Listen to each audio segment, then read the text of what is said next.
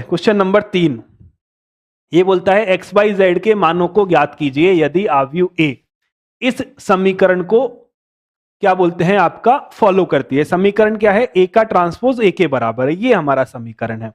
तो ए का ट्रांसपोज क्या होगा सर? ए का ट्रांसपोज क्या होगा?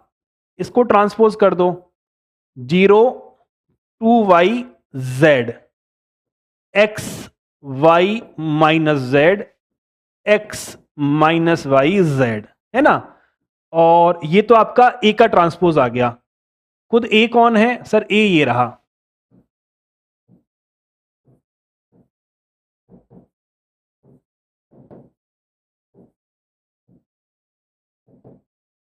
आई का मतलब क्या होगा?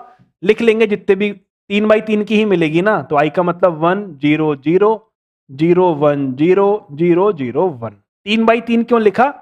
क्योंकि ये 3x3 की मैट्रिक्स है, ये 3x3 की मैट्रिक्स है, दो को मल्टीप्लाई करेंगे तो आउटपुट 3x3 ही मिलेगा। ठीक है, क्लियर है? संडे को टेस्ट नहीं, मेरा तो कोई टेस्ट नहीं है।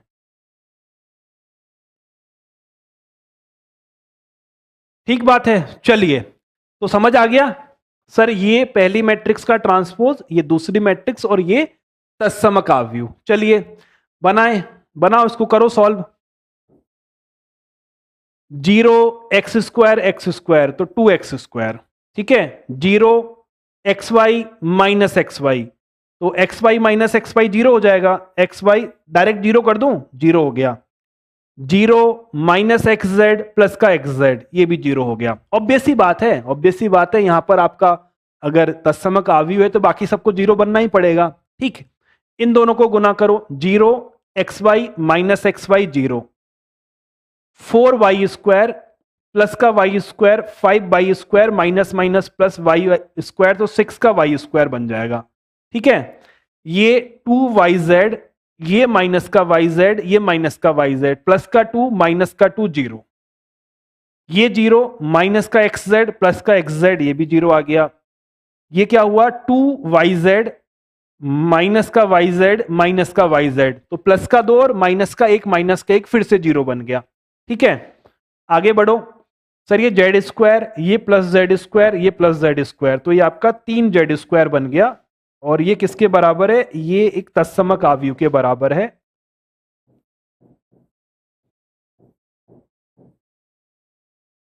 सिंपल है। क्या हो गया? क्या भसड़ चल रही है? टेस्ट ले लीजिए, मैट्रिक्स का टेस्ट ले लीजिए। आज फ्राइडे का दिन है ना। अरे यार, तुम्हारी बुक्स के चक्कर में टाइपिस्ट बिजी चल रहे हैं। अभी अगर मैं टेस्ट को प्लान करूंगा, उनको पेपर दूंगा, उनके पास बेचारे को फुर्सत नहीं है टेस्ट को पेपर टाइप करने की। इसलिए मैं मतलब उनको थोड़ा पहले एडवांस में दो, तो वो किताब लिखने के समय से थोड़ा बहुत समय निकाल के टेस्ट के पेपर को टाइप कर देते हैं। अभी उनको बोलूंगा तो वो फिर उनकी धड़कनें ऊपर नीचे हो जाएंगी, इसलिए मैं बोल रहा हूँ। वरना टेस्ट लेने में जाता क्या है? सिंपल है, सही बात। चलो कोशिश करते हैं, मैं देखता हूं क्या ऑक्यूपेंसी है, ट्राई करते हैं। अगले संडे लेते हैं ना, आपका ये पूरा भी हो जाएगा। करेक्ट है, तो अगले संडे या तो JEE का टेस्ट ले लेंगे लिमिट वाला, तो बढ़िया अच्छा लगेगा, या फिर आपका बोर्ड का टेस्ट ले लेंगे। ठीक है, परफेक्ट है। चलिए, ठीक बात है। तो यहां से 2x² का मान 1 आ जाएगा तुलना करने पर।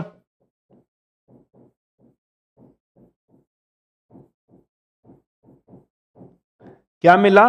2x² का मान 1 मिलेगा, तो x² का मान 1/2 मिलेगा। अब ये मत बोलना कि सर आपने स्क्वायर रूट करके प्लस माइनस लिखा, मैंने वो नहीं किया है, मैंने गुणनखंड करके लिखाया है ना।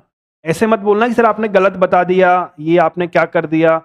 ये मैंने ये नहीं किया है, दोनों तरफ वर्गमूल नहीं लगाया है, मैंने गुणनखंड किए हैं फिर सॉल्व किया है। ठीक है, और क्या मिलेगा? 6y² की वैल्यू 1 मिलेगी, तो यहां से y का मान क्या मिलेगा? प्लस माइनस 1/√6 मिलेगा। और 3z² का मान क्या मिलेगा? 1 मिलेगा।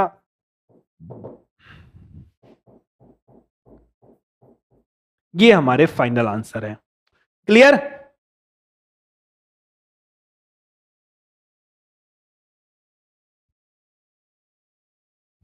ठीक,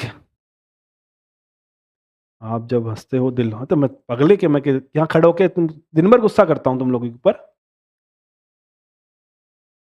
बोर्ड का टेस्ट देखते हैं, चलो कोशिश करते हैं, कल मैं आपको इंटीमेट कर दूंगा। यहां तक बात आपके समझ आ गई? लास्ट के 3 लाइन क्लियर नहीं हुए हैं। कौन से 3 लाइन?